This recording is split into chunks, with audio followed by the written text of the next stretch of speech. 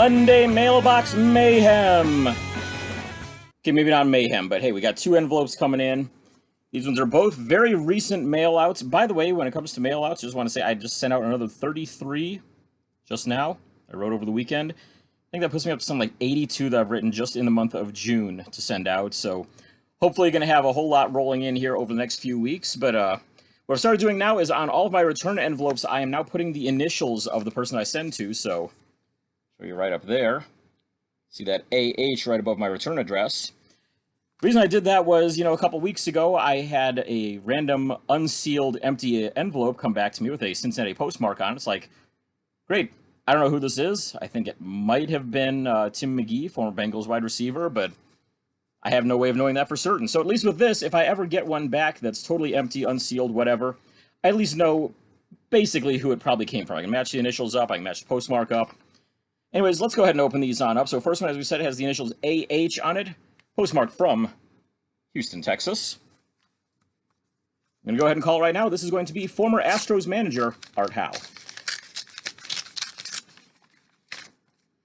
And indeed, that is who it is. You may have heard Art Howe had a recent battle with coronavirus, but good to see that he was able to overcome that and seems to be back to his normal self.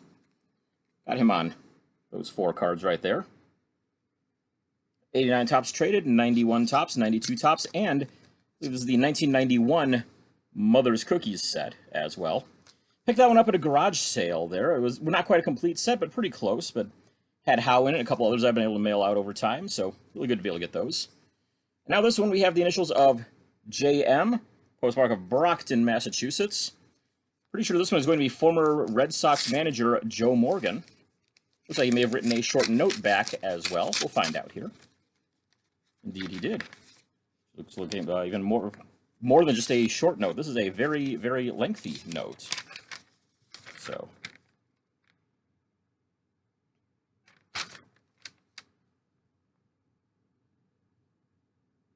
interesting. So I mentioned in my letter to Joe Morgan that that I believe that he was George Brunet's teammate on the 1960 Louisville Colonels. And mentioned that Brunet used to live next door to my dad and grandparents in Michigan. And so Joe wrote back, Dear Drew, Brunet had a long career.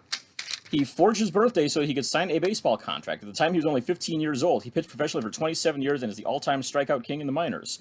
I also played winter ball with George, Joe Morgan. Really cool to get stuff like that back. And so, along with that letter, Joe signed 3 cards. Just a little aside there. I mean, we've got the 90 tops traded, or 90 tops, excuse me, just by itself right there. But these two look to be the same.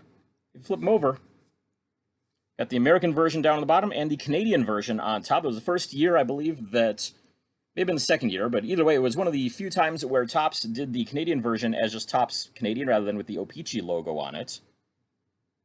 So kind of confusing on that unless you happen to be looking at the back.